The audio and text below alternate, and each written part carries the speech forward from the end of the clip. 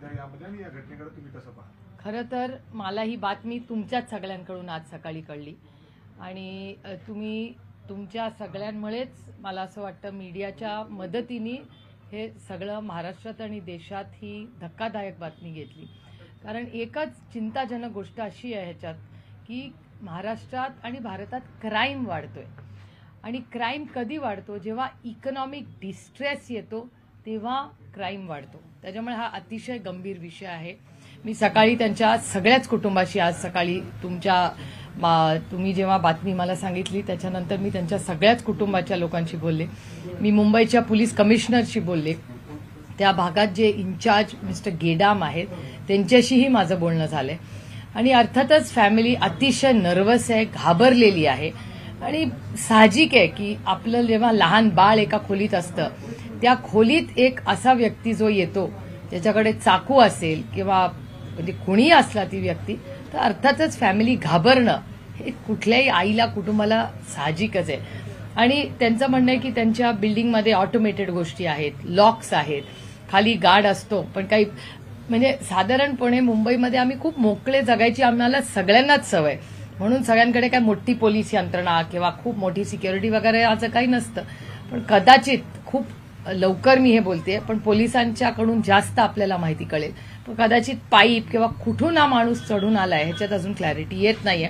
पण पोलीस प्रशासन तिथे पोहोचलेलं आहे आणि अर्थातच कुठल्याही कुटुंबाची सुरक्षितता मग ती बीडची घटना असेल, परभणीची असेल किंवा आता ही बांद्र्यामध्ये झालेली घटना असेल, या सगळ्या घटनांमधून किंवा बारामतीत मागच्याच आठवड्यात अनेक अटॅक्स झालेले आहेत, पुण्यामध्ये कोयता गँग झाले. त्यामुळे एक जनरल क्राईम वाढलेला हा राज्यात आणि देशात दिसतोय आणि हा डेटा सांगतोय, मी सांगत नाही फक्त. तुमचं कमिशनरांशी बोलणं झालं मुंबईत, तर त्यांचं काय म्हणणं आहे या संदर्भात? आरोपीला आतापर्यंत अटक झालेली नाही. पोलीस कमिशनर म्हणाले की त्यांनी या सगळ्याची नोंद घेतलेली आहे.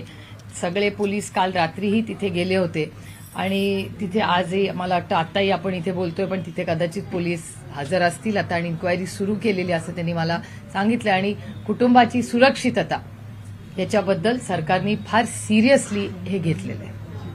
त्यांना सिक्युरिटी पुरवावी असं वाटतं? नाही, मी मागणी केलीच आहे. मी सरकारशीही बोललेली आहे की जसं परभणीचं कुटुंब आहे, बीडचं कुटुंब आहे, त्यांना जशी सिक्युरिटीची तातडीने आता गरज आहे आणि ती वाढवलीच पाहिजे तशीच ह्याही कुटुंबाला सुरक्षितता आणि त्यांच्या 2 मुलांना. कारण कुठल्याही तुम्ही इंस्टाग्राम अकाउंट बघा, कुठेही बघा, ती मुलं कुठेही गेली कधी कॅमेरावरच असतात. त्यामुळे अर्थातच त्यांची मूव्हमेंट त्यांची सगळी त्या अशा या सगळ्या लोकांच्या मुलांवर इतका हा सोशल मीडिया किंवा असणारा ऍक्सेस टू कॅमेरा, तंत्रज्ञान, टेक्नॉलॉजी या सगळ्यामुळे इतका ऍक्सेस झालाय तर ह्यांच्या मुलांना त्याचा तर अर्थातच म्हणजे प्रॉब्लेम आहेच. पण शेवटी त्यांनाही वाटतं की आपली मुलं नॉर्मली बास्केटबॉल खेळावा, फुटबॉल खेळावा, शाळेत जावी, बाकीच्या मुलांसारखं मॅकडॉनल्ड्स, पिझ्झा हट, पावभाजी सगळं खावं आणि तसं नॉर्मल जगावं जे ते इतके दिवस जगत होते. पण काल संपूर्ण कुटुंब खूपच हादरून गेले, प्रचंड घाबरलेले ती सगळी. साहेबांनी देखील याबाबत नाराजी व्यक्त करताना सांगितलं की मुंबईत म्हणजे जवळच्या परिसरात एकाची हत्या होते आणि दुसऱ्या अशा पद्धतीने अटॅक देखील होते. म्हणजे अर्थात घरात घुसून सुरक्षेचा प्रश्न. मुख्यमंत्री जे गृहमंत्री आहेत त्यांच्याबद्दल देखील त्यांनी अस्वस्थ करणारीच गोष्ट आहे ना. खूप घटना गेल्या 2-3 महिन्यात झालेल्या आहेत.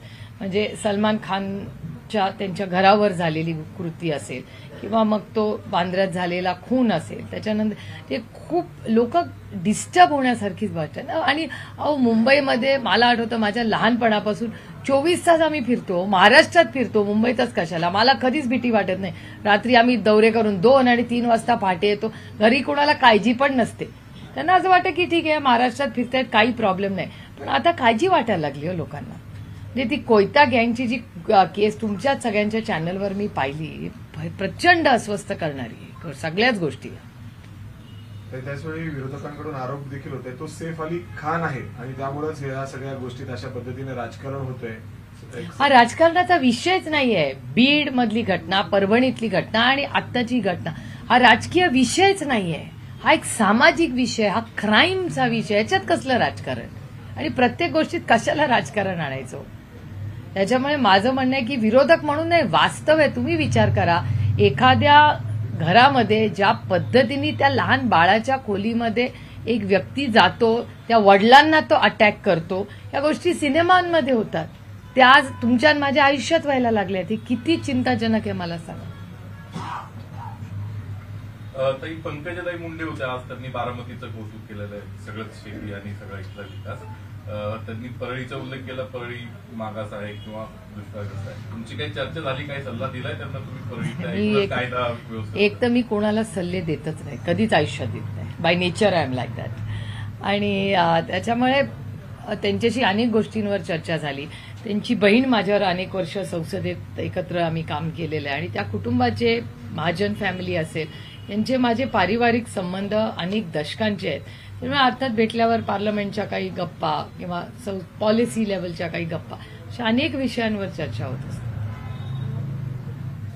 राष्ट्रवादी आणि शिवसेना जे आमदार आहेत ते अपात्र प्रकरणी आज विधानभवनात 12 वाजता सुनावणी पार पडणार होती.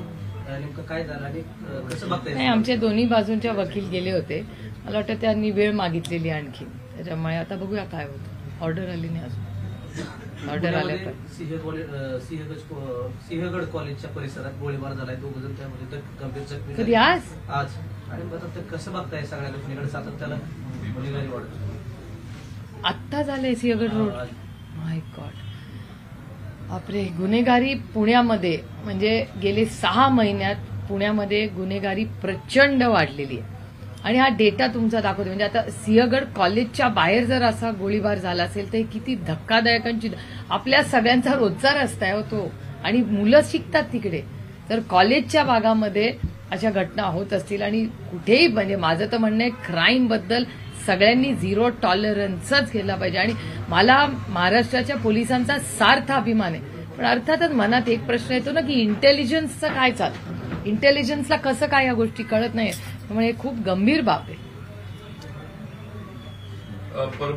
परळीमध्ये ताई काल जी घटना घडल्यात, विरोधात निदर्शनं झाली वाल्मिक कराड यांच्या बाजूने जमावबंदी असताना, सरकारवरती त्यांचेच कार्यकर्ते अविश्वास दाखवतात तुम्हाला? आणि मला असं वाटतं की ह्या गोष्टी आता कोर्टात आहेत, सगळे कलम लागलेले आहेत. पूर्ण इन्क्वायरी होईस्तोवर मला वाटतं आपण सगळ्यांनी आता वाट बघितली पाहिजे. आणि अनेक दिवस अनेक वेगवेगळ्या मागण्या होत्या. त्यामुळे शांततेच्या मार्ग, हा देश संविधानाने चालतो आणि संविधानाच्या चौकटीत राहूनच तो चालला पाहिजे. नियम कायदे सगळ्यांसाठी या देशात समान असले पाहिजे. आणि त्याच्यामुळे हा ज्या घटना ह्या झाल्या त्या दुर्दैवी झालेल्या आहेत आणि जे काय व्हावं ते शांततेच्या मार्गानेच झालं पाहिजे आणि कोर्टाच्या नियम कायद्यात आणि संविधानाच्या चौकटीत. परळीची बीडची जी घटना एवढी निर्गुण आहे, त्यानंतरही आरोपीच्या बाजूने अशा पद्धतीने आंदोलन होतात. राज्यात पहिल्यांदाच असं घडतं की मोका किंवा पुण्यातल्या आरोपींच्या बाजूने एवढे मोठे शहर बंद आहे, तणावपूर्ण वातावरण आता आहे चालू. नाही, त्याचीच परिस्थिती अजून आता बंदी आहे. अजूनही बंदी चालू आहे. अजून आज उठवली नाहीत का अजून? बंदच आहे सगळं आता. पण काल मी तुमच्या चॅनलवर पाहिलं की तिथे दुकानं बंद होत होती. तसंच अजून वातावरण आहे.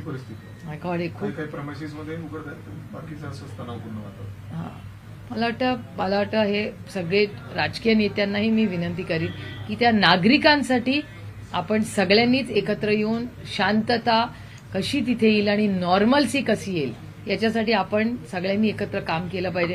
कारण का मला क्राईम जो झाला तो विषय एका बाजूला, तो सरकार यंत्रणा सगळी चालेल, पण तिथे देशमुख कुटुंब आणि बाकीच्या सगळ्या नागरिकांच्या सुरक्षिततेबद्दल आपण सगळ्यांनी अतिशय संवेदनशील असलं पाहिजे. आणि बीड मधली पण घटना आणि परभणी मधली ही घटना आणि आता मुंबईत झालेली आणि पुण्यात झालेली, म्हणजे आता 4 घटनांचा उल्लेख करायला लागतो. बीडची, परभणीची, मुंबईची बांद्राला झालेली आणि पुण्याला सिंहगड कॉलेज. म्हणजे 4 घटना आत्ता अशा महाराष्ट्रात झालेल्या आहेत ज्याच्यात अतिशय संवेदनशीलपणे लोकांना कॉन्फिडन्स दिला पाहिजे की तुम्ही सेफ आहात महाराष्ट्रात. पण दुर्दैवाने तशी आज परिस्थिती नाही आहे. वाल्मिक कराडला मोका लागल्यानंतर त्याच्या कार्यकर्त्यांकडून कुठेतरी परळी बंद ठेवण्यात आली, जाळपोळ करण्यात आली आणि यानंतर आता मनोज जरांगे पाटील म्हणतात की धनंजय मुंडे यांची ही टोळी आहे आणि कुठेतरी दंगल घडवण्याचा प्रयत्न करीत आहेत, असा आरोप त्यांच्याकडून करण्यात आला. मला असं वाटतं पोलीस यंत्रणा जी तिथे ऍक्टिव्ह आहे, अनेक बदल झालेले आहेत, तर होम मिनिस्ट्रीनी ह्याची तातडीने एक मीटिंग घ्यावी. आणि मी गेले अनेक दिवस सांगते की माननीय मुख्यमंत्र्यांनी एक ऑल पार्टी मीटिंग बोलवावी आणि सगळ्यांनी एकत्र मिळून महाराष्ट्रात शांतता कशी आणता येईल ह्याच्यासाठी तातडीने काम करणं गरजेचं आहे. तुम्ही आठवत असेल तुम्हाला की 2093 का 93 मध्ये बॉम्ब ब्लास्ट झाला होता शुक्रवारी, आणि सोमवारी महाराष्ट्रात एक मुंबईमध्ये नॉर्मल्सी आणली होती. तेव्हा आदरणीय पवार साहेब महाराष्ट्राचे मुख्यमंत्री होते. Overnight 48 hours. तर जर एवढा मोठा बॉम्ब ब्लास्ट झाल्यावर महाराष्ट्र आणि मुंबई ही नॉर्मल्सीमध्ये येऊ शकते 48 तासात, तर आपण सगळे मिळून का नाही परळीमध्ये जी परिस्थिती आहे, परभणीत आहे, मुंबईत आहे किंवा पुण्यात आहे, त्याच्यात नॉर्मल्सी का नाही आणू शकत? ह्याच्यासाठी प्रशासनाने पुढाकार घेतला पाहिजे. आणि आम्ही महाराष्ट्राच्या माननीय मुख्यमंत्र्यांना विनम्र विनंती करते की त्यांनी एक ऑल पार्टी मीटिंग बोलवावी आणि ह्या दिशेने तातडीने महाराष्ट्राच्या हितासाठी काम करण्याची गरज आहे. कारण मला एकच ह्याच्यात लार्जर पिक्चरमध्ये काळजी वाटते की अशा घटना जेव्हा होतात तेव्हा एक तर इकॉनॉमी स्लोडाऊन झालेली आहे, इन्व्हेस्टमेंट्स देशातच येत नाहीयेत, इकॉनॉमिक ग्रोथ स्लोडाऊन झाली आहे, हे केंद्र सरकार मान्य करतंय आणि देशाच्या फायनान्स मिनिस्टरनी स्वतः फ्लोअर ऑफ द हाऊसवर कबूल केलंय की yes there is a slowdown. अशा परिस्थितीत इन्व्हेस्टमेंट्स येणं आणि त्या इन्व्हेस्टमेंट्स महाराष्ट्रात येणं हे अतिशय महत्वाचं आहे. त्यामुळे मला असं वाटतं आपण सगळ्यांनीच या बाबतीत नॉर्मल्सी जास्तीत जास्त महाराष्ट्रात लवकर कशी होईल याच्यासाठी महाराष्ट्राच्या माननीय मुख्यमंत्र्यांनी तातडीने मीटिंग घेऊन सगळ्यांना कॉन्फिडन्समध्ये घेऊन एकत्र सगळ्यांनी ह्याच्यात काम केलं पाहिजे. बीडच्या घटनेनंतर सातत्यानं धनंजय मुंडे यांचा राजीनामा घ्यावा अशी मागणी केली जाते. मात्र जे सामाजिक कार्यकर्ते आहेत अंजनी दमानिया यांनी असं म्हटलंय की जोपर्यंत धनंजय मुंडेंचा राजीनामा घेत नाही तोपर्यंत हे प्रकरण आपण सोडणार नाही, सातत्याने या प्रकरणाचा पाठपुरावा करतो. अनेक जणांच्या मागण्या आहेत. अंजली दमानियांची आहे, सुरेश अण्णा धसांची मागणी मी तुमच्याच चॅनलवर पाहिलेली आहे.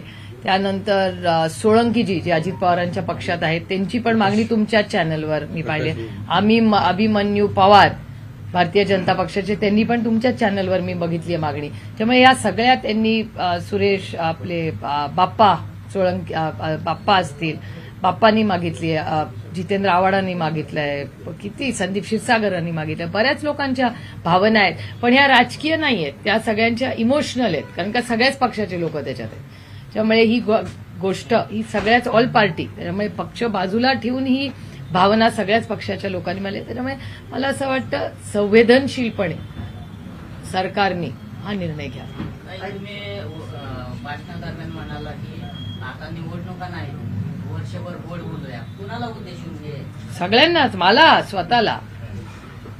मी सगळ्या गोष्टी स्वतःपासून सुरू करते. I you to begin with yourself. त्याच्यामुळे आता कुठलंच इलेक्शन नाही, त्याच्यामुळे तिळगुळ घ्या आणि सगळे गोड बोला. त्यामुळे तुम्ही शेजारी बसताना होता ना अशी वहिनींच्या कुठे? निवडणूक झाल्यानंतर पहिल्यांदा तुम्ही शेजारी होता. नाही, मध्ये कुठे होतं, भेटल्या होत्या की मध्ये मला 2-3दा.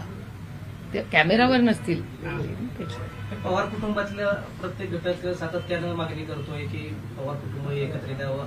अजित पवारांच्या मातृश्रीने देखील अशी इच्छा व्यक्त केली होती, रोहित पवारांच्या मातृश्रीने देखील अशी इच्छा व्यक्त केली होती. येणाऱ्या कालावधीमध्ये हे पवार कुटुंब पुन्हा एकत्र येणार? पवार फॅमिली एकच आहे राजकीय दृष्ट्या. माझ्या राजकीय professional life is different and personal life is different.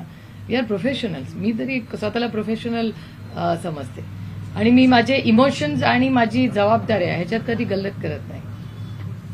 कारण का मग आपला जो डिसिजन मेकिंग असतं ना ती पॉलिसी लेवलला मग प्रॉब्लेम येतो, त्याच्यात कॉन्फ्लिक्ट ऑफ इंटरेस्ट COI होतं. त्याच्यामुळे आपण आपली नाती तेवढ्याच इमाने जपली पाहिजेत आणि आपलं प्रोफेशनल काम, माझ्या स्टेक होल्डर्सचं काम हे पण तितक्याच नैतिकतेने आणि इमानदारीने मी जपलं पाहिजे. दोन्ही रोल्स वेगळे, त्याच्यात मिक्स नाही करायचे. कृषी प्रदर्शनाचं आज प्रात्यक्षिक त्याचं उद्घाटन पार पडलं आणि राज्यातून शेतकरी त्या ठिकाणी येणार आहेत. राज्य सरकारच्या माध्यमातून देखील कृषी मंत्री असतील, मुख्यमंत्री अजित पवार त्या ठिकाणी भरघोस असं मदत करण्याचं त्यांनी आवाहन केलेलं आहे. कसं बघता या सगळ्या गोष्टींकडे आणि राज्यातल्या शेतकऱ्यांना नेमकं काय आवाहन कराल? कारण नाही, चांगलेच आहे. कृषकमध्ये लाखो शेतकरी देशातून येतात आणि हे वन टाइम ऍक्टिव्हिटी आहे. वर्षभर अनेक राज्यातून, म्हणजे तुम्हाला आठवत असेल की वसुंधरा राजे सिंधिया जेव्हा राजस्थानच्या तेव्हापासूनचे राजस्थानचे अनेक शेतकरी दरवर्षी इथे येतात, मध्य प्रदेशचे येतात, झारखंडचे येतात, ओरिसाचे येतात.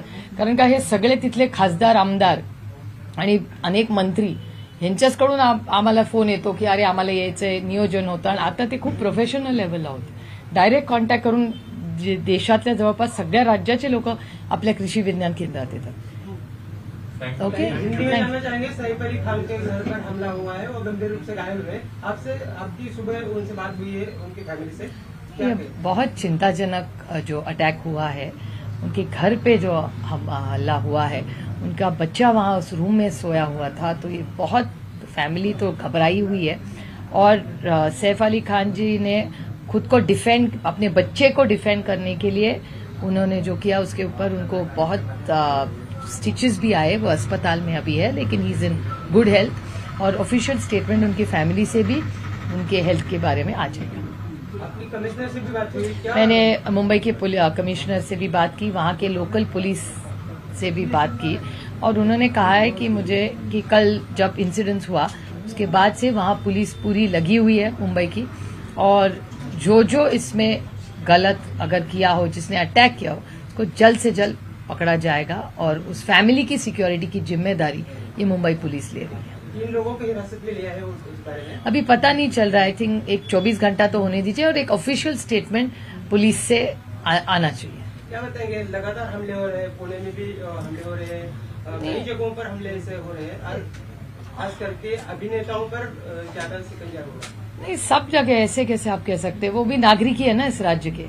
अभी बारामती में 8 दिन पहले हल्ला हुआ, पूना में अभी यही कह रहे थे कि पूना में एक अभी शूटिंग हुआ है, उसके बाद परभणी और बीड़ की जो घटना है, उसी तो हम तो रोज एक इमोशनल इशू हो रहा है वहाँ, बहुत मुझे वो आंसू नहीं देख पा रहे, इतना दुख सबको हो रहा है, जिस तरह से क्रूर पद्धति से हत्या हुई है वहाँ, वो हो रहा है। मुंबई में तो क्राइम आप देख रहे हैं किस तरह से बढ़ रहा है। बांद्रा में जहाँ ये सब लोग रहते हैं, बहुत सारी सिक्योरिटीज, कैमरा, सब कुछ है वहाँ, फिर भी किसी की हिम्मत होती है उस घर में जाके इतना अटैक करने की, तो बहुत चिंताजनक बात है। और महाराष्ट्र में क्राइम तो बढ़ ही रहा है, ये आपके चैनल में रोज दिख रहा है।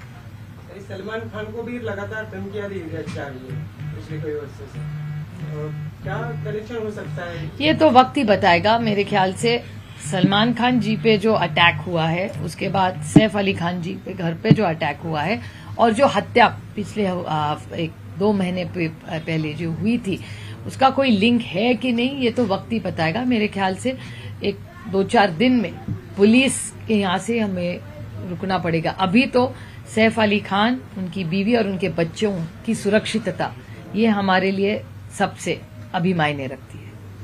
छगन भुजबळ यांची नाराजी अजून काय नाही, मंत्रिपद नाही मिळाल्यानंतर पक्षाच्या बैठकीला किंवा पंतप्रधानांनी बोलावलेल्या बैठकीला त्यांनी उपस्थिती लावली नाही। त्यानंतर आता पक्षाचं शिबिर होत आहे शनिवार रविवारी शिबिर, त्यावेळेस देखील आज निश्चित आहे। ते काल गेले नव्हते का? मग कालच्या मीटिंगला भुजबळ साहेब नव्हते का? ओके, माहिती नाही मला, म्हणजे तो त्यांच्या पक्षाचा अंतर्गत प्रश्न आहे। पण अर्थातच भुजबळ साहेब हे खूप सिनियर नेते आहेत, फक्त पक्षाचे नाही, राज्याचे, देशाचे। खूप मोठं काम अनेक वर्ष त्यांनी केले, खूप संघर्षातून त्यांचं काम उभं राहिलेलं आहे, आणि आम्ही सगळे एकत्र असताना भुजबळ साहेबांची जागा ही नेहमी आदरणीय पवार साहेबांच्या शेजारीच असायची, आणि भुजबळ साहेबांचा मान सन्मान, त्यांचं वय, त्यांचं कर्तृत्व, त्यांचे कष्ट आणि त्यांनी केलेला त्याग आणि योगदान, याच्यामुळे कुठेही ते असले तरी आमच्याकडून तर तो केलाच आहे।